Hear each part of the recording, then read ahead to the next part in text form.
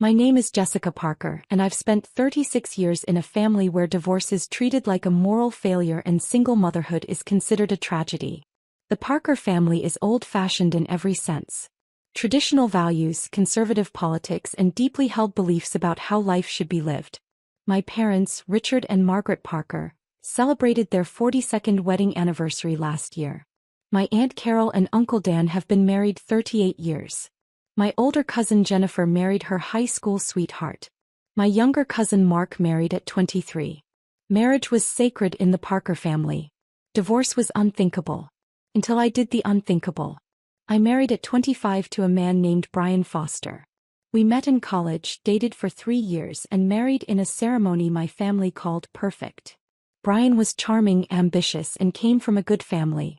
He worked in commercial real estate. I had just finished my MBA and was starting a corporate job. For 5 years it looked perfect from the outside. Nice house, good jobs, respectable lives. We had a daughter, Emma, when I was 29. The Parker family celebrated. I'd achieved their ideal. Husband, child, stability. What they didn't see was that my marriage was dying.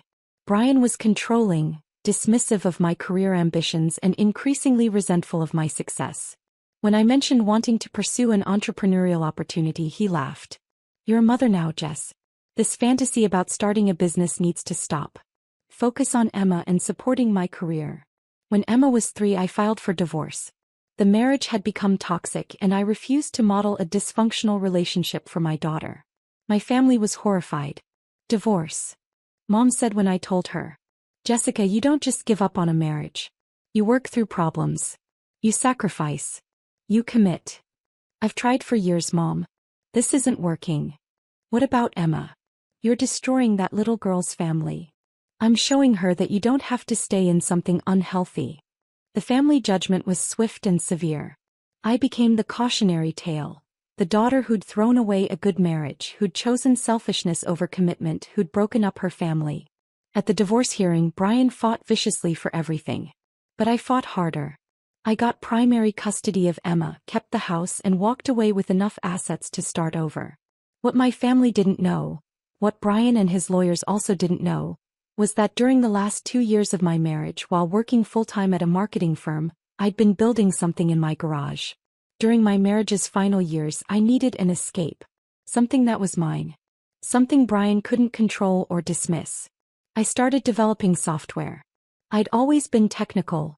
Computer science minor in college, natural talent for coding. While working in marketing, I'd noticed a critical gap in the market. Small to medium-sized businesses needed sophisticated marketing automation tools, but existing solutions were either too expensive or too complicated. So I started building my own platform. Working after Emma went to bed, on weekends when Brian was golfing, in stolen hours whenever I could find them. I taught myself advanced programming, studied user experience design, and developed a marketing automation platform specifically designed for small businesses. I called it Launchpad Marketing. It was elegant, intuitive, and affordable. Everything businesses needed to manage: email campaigns, social media scheduling, customer relationship management, and analytics.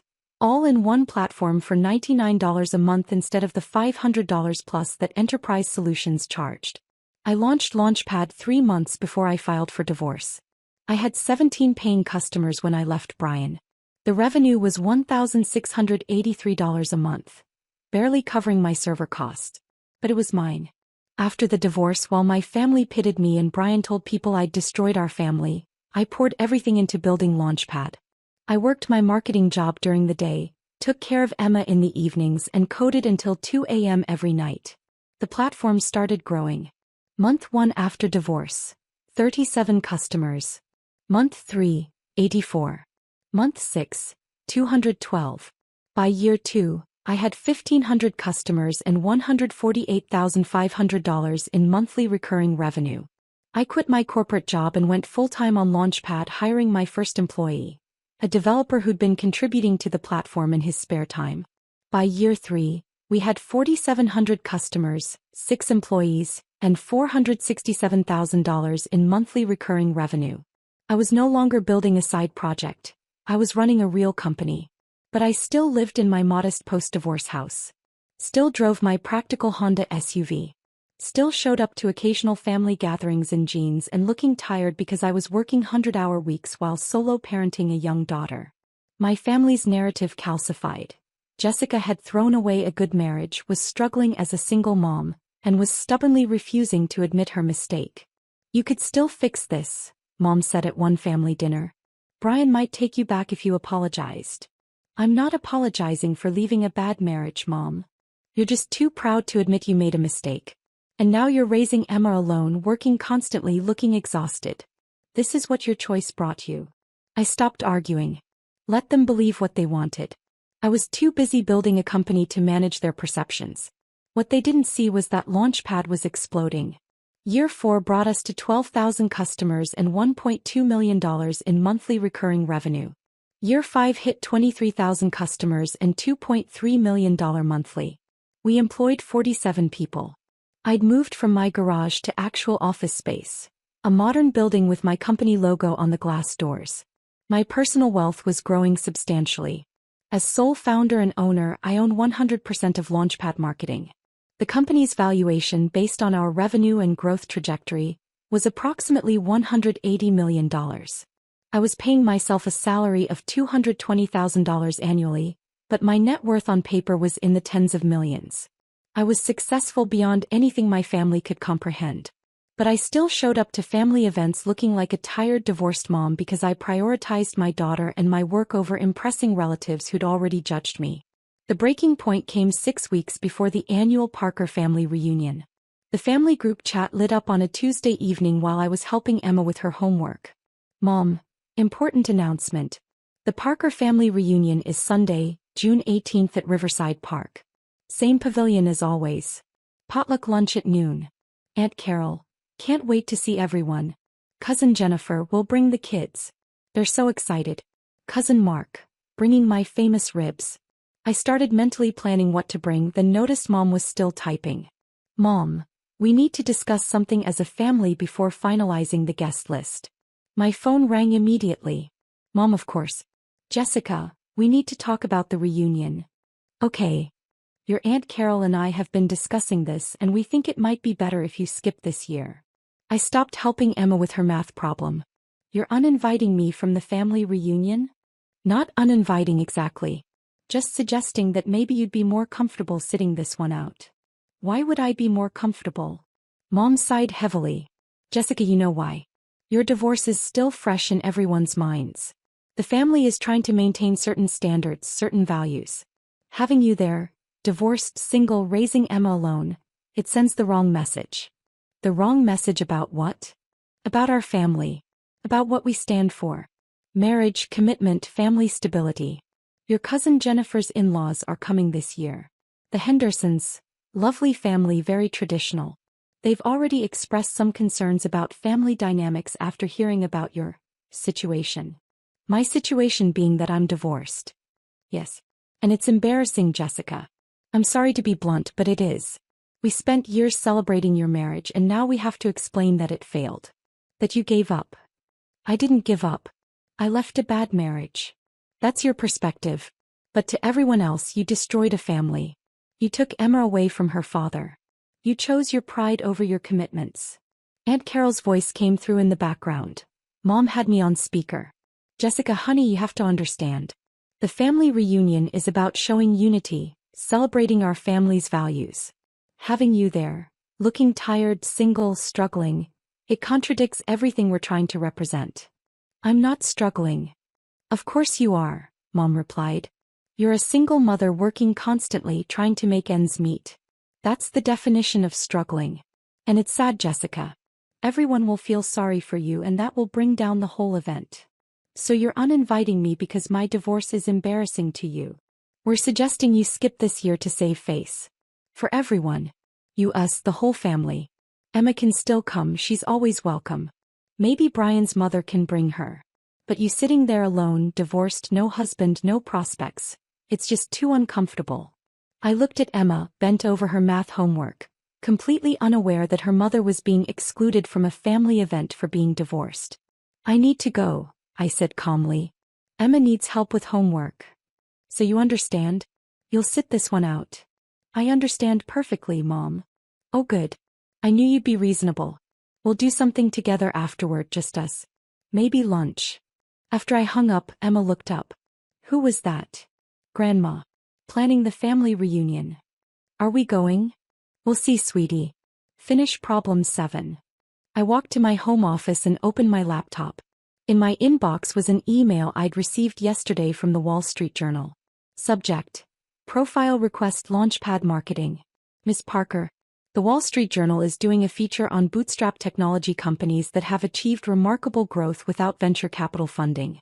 Launchpad Marketing's trajectory, from garage startup to $180 million valuation in 5 years, fits perfectly into our story. We'd like to profile you and your company for our Sunday, June 18th edition. The story would include your background, the technology, and your unique approach to building a sustainable business while solo parenting. Our photographer can shoot on location at your office and your home. Publication date would be Sunday, June 18th. Perfect timing as Q2 earnings season begins and investors are looking for the next wave of profitable software companies. Please let me know if you're interested in participating. Best regards, Sarah Mitchell, Senior Technology Reporter, The Wall Street Journal. June 18th. The same day as the family reunion I'd just been uninvited from. The universe had a sense of humor. I typed my reply. Sarah, I'd be honored to participate. Let's schedule interviews and photography. I'm available anytime this week or next. Over the next 3 weeks, I worked with the Wall Street Journal on one of the most comprehensive profiles of my career. Sarah Mitchell was a brilliant reporter who understood technology, business, and human interest stories. She spent 6 hours interviewing me about Launchpad's founding, my divorce, solo parenting while building a company, and the deliberate choices I'd made to bootstrap rather than seek venture capital. Most founders in your position would have raised money, Sarah noted during one interview. Why didn't you? Control, I replied simply. I just left a marriage where I had no control. I wanted to build something that was entirely mine. Taking venture capital means giving up ownership, giving up control. I wasn't willing to do that. Even if it meant slower growth? Our growth hasn't been slow. We've grown sustainably, profitably, and on our own terms. That's more valuable to me than rapid scaling with someone else's money. The photographer spent a full day at our office, capturing me with my team at my desk in meetings. Then he came to my house and took photos of me working in my garage, the original birthplace of Launchpad, and with Emma. These photos will be powerful, he said. Divorced mom, garage startup, now running a company worth nearly $200 million. That's the American dream right there. I didn't tell my family about the article. What would be the point? They'd already decided I was a struggling divorced mom. They wouldn't believe I'd built something extraordinary. The week before the reunion, Sarah sent me a preview of the article. The headline made me smile. Divorced mom builds $180 million empire from garage startup. How Jessica Parker created Launchpad marketing while solo parenting and defying conventional wisdom. The article was extensive. Over 3,000 words covering my background, my marriage and divorce, the founding of Launchpad, our growth trajectory, my parenting philosophy, and my thoughts on bootstrap businesses versus venture-backed startups. It was fair, well-researched, and positioned me as exactly what I was. A successful entrepreneur who'd built something remarkable under difficult circumstances. Publication is Sunday, June 18th, Sarah wrote. Online edition goes live at 6 a.m. Eastern Standard Time. Print edition hits newsstands by 8 a.m. This will be featured prominently, probably front page of the business section, possibly a call-out on page 1. Prepare for significant attention. Sunday, June 18th. While my family ate potato salad at Riverside Park and celebrated their traditional values, the Wall Street Journal would be telling the world about my $180 million company. The Friday before the reunion, Mom called. Just confirming you're not coming Sunday, right? I won't be at the reunion, Mom. Good. It's really for the best. Jennifer's in-laws are looking forward to meeting the family, and this way we can present ourselves properly. I'm sure it will be lovely. You're not upset? I'm not upset. Good. Because Jessica, one day you'll understand. Family image matters. Reputation matters. We can't just ignore your choices and pretend everything's fine. You're right, Mom. Choices have consequences. Exactly. I'm glad you're finally seeing reason. After she hung up, I sat Emma down. Sweetie, about the family reunion Sunday. I know, she said, looking sad. Grandma said I can come but you can't because of the divorce. How do you feel about that? Emma, my brilliant 8-year-old, looked at me seriously. I think it's mean. To my mom. Why would family not want you there? Sometimes grown-ups make decisions that don't make sense. But I have a different plan for Sunday. How would you like to skip the reunion and come with me to do something special? Her face brightened. What? It's a surprise. But I promise it will be more fun than a family reunion where half the people are judging us. Can we get ice cream? Definitely. Sunday, June 18th arrived with perfect summer weather. At 6 a.m., the Wall Street Journal's online edition published my profile. By 6:30, my phone was exploding with notifications. Text messages from business contacts, emails from customers, LinkedIn notifications, Twitter mentions. The article was being shared rapidly across technology and business networks. By 8 a.m., when the print edition hit newsstands, the profile had been shared over 5,000 times on social media. By 10 a.m. it was trending on Twitter under #GarageToEmpire. Emma and I spent the morning at the park. Not Riverside Park where the reunion was happening, but a different park across town where we fed ducks and enjoyed the sunshine. My phone kept buzzing but I ignored it except to take one photo of Emma by the pond. I posted it to my personal Facebook with the caption, "Perfect Sunday with my amazing daughter." I didn't mention the Wall Street Journal article. I didn't need to, it was finding its way to everyone who mattered. Around noon, when my family was gathering at Riverside Park for their potluck reunion, my phone started ringing with calls from family members. The first was from my cousin Mark. "Jessica. Oh my God. The Wall Street Journal? You own a company worth $180 million? I do. But we thought you were struggling. You never said anything." Nobody asked, Mark. He was silent for a moment. "I'm at the reunion. People are reading the article on their phones. And Carol just saw it. Jessica, everyone is freaking out." "Are they? Your mom is. I've never seen her like this." "He's crying. She keeps saying she didn't know. People are asking why you're not here." "I wasn't invited, remember? The family voted to exclude me to save face after my divorce. That was before we knew. Jessica, this changes everything." "Does it, Mark?" "Why? I'm the same person I was yesterday, last week, last month. The only thing that changed is you read an article. But you're successful. Extraordinarily successful. You built a company that's worth almost $200 million. I was successful when you excluded me too. You just couldn't see it because I was divorced." My cousin Jennifer called next. "Jessica, I'm reading this article and I'm in shock. You're a tech CEO? Since when?" "Since 5 years ago when I founded the company. Remember? After my divorce, when everyone said I'd destroyed my life. But you never told us. Would you have believed me? If I'd shown up at a family dinner and said, 'I'm building a multi-million-dollar software company,' would you have taken me seriously? Or would you have thought I was delusional?" She was quiet. "Probably the second one." "Exactly. So I stopped talking about it and just built it." Jennifer's in-laws are here. The Hendersons. They just read the article. Mrs. Henderson said, "Isn't Jessica the divorced daughter you didn't invite?" Jennifer looks like she wants to die. That's unfortunate for Jennifer. "Jessica, please. Can you come to the reunion? People want to meet you. They want to apologize. I'm spending the day with my daughter. You know, the daughter I'm raising alone because I made the embarrassing choice to leave a bad marriage. We were wrong. We were so wrong." "Yes, you were. But I'm not interested in showing up so everyone can suddenly pretend they supported me all along. Enjoy your reunion, Jennifer." I hung up and turned my phone to airplane mode.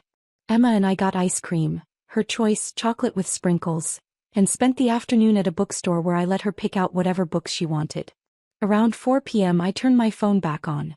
237 messages. 63 missed calls. "Mom. Jessica, we need to talk immediately. Why didn't you tell us about your company?" "Aunt Carol, I'm horrified at what we did. Please call me. Cousin Mark. Everyone at the reunion wants to meet you. Can you please come?" Unknown number. "Miss Parker, this is Richard Henderson. We met briefly at your cousin's wedding. I'm a venture capitalist and I'm very interested in discussing Launchpad's growth strategy. Could we schedule a call?" Unknown number. "Jessica, this is Brian. I saw the Wall Street Journal article. We need to talk about Emma's custody arrangement and child support. Clearly your financial situation has changed. I deleted Brian's message without responding. Then I saw a text from my daughter's perspective that made everything worth it. Emma's teacher, Ms. Rodriguez Jessica, just saw the Wall Street Journal article. I'm showing it to my entrepreneurship class tomorrow as an example of perseverance and building success on your own terms. Emma should be so proud of her mom. That evening after Emma went to bed, I finally called my mother. Jessica. Her voice was thick like she'd been crying. Why didn't you tell us? Because you didn't want to hear it, Mom. You'd already decided I was a failure because I got divorced. Nothing I said would have changed your perception. We would have listened. Would you? When I mentioned starting a business, you told me I was being foolish. When I said I was working on a project, you said I should focus on finding a new husband. When I showed up at family events looking tired, you assumed I was struggling, not succeeding. But you own a company worth $180 million. I did own that company when you uninvited me from the reunion. My success didn't begin this morning when the article published. It's been building for 5 years. You just refused to see it. Silence. The Hendersons saw the article, Mom said quietly. Jennifer is mortified. They asked why you weren't at the reunion and Jennifer had to explain that we excluded you. Because my divorce was embarrassing. Yes. And now we're the ones who are embarrassed. Everyone at the reunion saw that article. Everyone knows we excluded you. People are looking at us like we failed as a family. You did fail, Mom. You valued appearances over reality. You cared more about what Jennifer's in-laws thought than about supporting your daughter who was building something extraordinary while solo parenting. I know. God, Jessica, I know. And I'm so sorry. Over the next week, the Wall Street Journal article's impact expanded far beyond my family's embarrassment. Launchpad Marketing received over 3,000 inquiries from potential customers. Our website traffic increased by 2,000%. We signed 417 new customers in 7 days. More than we typically signed in a month. I received dozens of speaking invitations, interview requests from other major publications, and calls from venture capitalists who'd previously ignored us. The most satisfying message came from Brian's attorney, Michael Chinescu.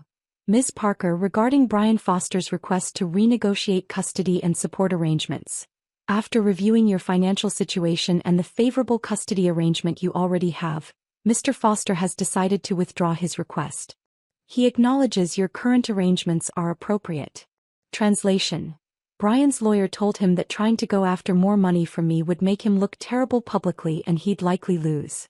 My family's reckoning was more complicated. Jennifer called, genuinely tearful. Jessica, the Hendersons have been cold to me ever since the reunion. Mrs. Henderson told me that excluding successful family members because of divorce shows profound misjudgment. She's questioning whether our family has the values she wants her grandchildren associated with. That's unfortunate. Please. Can you meet with them? Just coffee? If they met you, saw how accomplished you are, it would help repair things. Jennifer, I'm not going to help repair your reputation with your in-laws. You excluded me to impress them. Now deal with the consequences. I was wrong. We were all wrong. Yes, you were. But I'm not a prop you can use to rehabilitate your image. Cousin Mark took a different approach. He showed up at my office unannounced 3 days after the article published. Jessica, I know I don't deserve your time, but I need to apologize in person. I let him into my office. The corner suite with floor-to-ceiling windows overlooking downtown, the space that represented everything I'd built. I'm sorry, he said simply. I voted to exclude you from the reunion. I thought your divorce was shameful. I was wrong about all of it. Why are you here, Mark? To apologize. And to learn. I run a small business, you know that. Landscaping company, 20 employees. I'm trying to grow but I'm stuck. Could you give me some advice? As someone who actually knows how to build something. It was the first genuine request for help rather than for image rehabilitation. What's your biggest challenge? I asked. Cash flow. I'm profitable but I can't expand because I'm always barely keeping up with expenses. We talked for an hour. I gave him real advice about cash management, strategic growth, and building systems that scale. He took notes, asked smart questions, and genuinely listened. Thank you, he said as he left. And Jessica? Emma's lucky to have you as her mom. I'm sorry we made you feel otherwise. 3 months after the Wall Street Journal article, Launchpad marketing hit a major milestone. 30,000 customers and $3 million in monthly recurring revenue. Our valuation increased to $225 million. I was approached by 3 different private equity firms interested in acquisition. I turned them all down. Launchpad was mine, built on my terms, successful because I'd maintained control. My relationship with my family slowly, painfully began to rebuild. Mom and I had lunch once a month. Real conversations, not performances. She started asking genuine questions about my work, about Emma, about my life. She stopped offering to set me up with nice men who could provide stability, and started asking about my business challenges and celebrating our wins.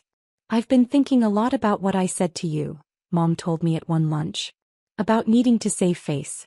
About your divorce being embarrassing. I was measuring your life by the wrong metrics. You were measuring by the only metrics you understood. But that's not an excuse. I'm your mother. I should have tried harder to understand. I should have asked what you were building instead of assuming you were failing. You're asking now. That's what matters. Dad took longer to come around. He'd been raised in a generation where divorce was failure, period. But even he started softening after Emma's birthday party, where he watched me interact with my team members who'd come to celebrate. Your employees really respect you, he said, surprised. I hope so. I work hard to create a good company culture. And you built all this yourself? With an amazing team, yes.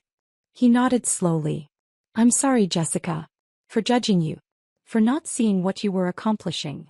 The most significant change came at the next Parker family reunion. 1 year after I'd been excluded. The invitation came via text from Mom. Jessica, next year's reunion is June 17th. We would be honored if you and Emma would attend. No requirements, no judgments. Just family who wants to celebrate you properly this time. Emma and I attended. This time nobody pitted me. Nobody whispered about my divorce. Instead, younger cousins asked about starting businesses. Aunts asked about balancing work and motherhood. Uncles asked about technology and growth strategies. Mrs. Henderson, Jennifer's mother-in-law, pulled me aside. Miss Parker, I owe you an apology. When I heard your family excluded you from last year's reunion due to your divorce, I judged them harshly. But I should have also questioned why I didn't ask about you, about your story. I'd accepted their narrative without curiosity. Thank you for saying that. My granddaughter is 8, Emma's age. I'd like her to know your story. To understand that success can come from unconventional paths, and that divorce isn't failure. Sometimes it's the courageous choice that makes everything else possible. That evening, as the reunion wound down, Emma tugged my sleeve. Mom, everyone's being nice to us now. Why? Because sometimes people need proof before they can see what was always there. That's silly. You were always you. You're right, sweetie. It is silly. But that's how some people are. I'm glad you're my mom. Even if you're divorced. I hugged her. Me too, baby. Me too. 2 years after the Wall Street Journal article, I was invited to speak at a conference for women entrepreneurs. 5,000 attendees. I gave a keynote about building bootstrapped companies, solo parenting while founding a business, and not letting others' definitions of success dictate your path. 5 years ago, I told the audience, my family uninvited me from a reunion because my divorce was embarrassing. They thought I was struggling, failing, barely keeping my head above water. That same day, the Wall Street Journal published an article about the $180 million company I'd built from my garage. The audience laughed. But here's the thing. I didn't build Launchpad marketing to prove my family wrong. I built it because I needed something that was mine. Because I wanted to create value. Because I saw a problem and developed a solution. Their perception was never the goal. The work itself was the goal. Your family's opinion doesn't define your success. Your divorce doesn't define your worth. Your circumstances don't limit your potential. You define those things through the choices you make in the work you do. Build something that matters. Do it on your terms. And let the results speak for themselves.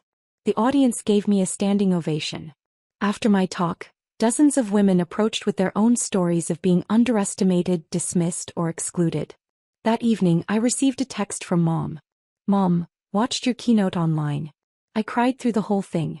Not because I was sad, but because I was proud. And ashamed that it took me so long to see you clearly. You're extraordinary, Jessica. You always were. I'm sorry I couldn't see it until the world showed me. I responded, thank you, Mom. That means everything. The truth is, I'd forgiven my family long before that message. Not because they deserved forgiveness, but because holding on to hurt was exhausting and pointless. They'd excluded me to save face, measuring my worth by my marital status rather than my actual achievements.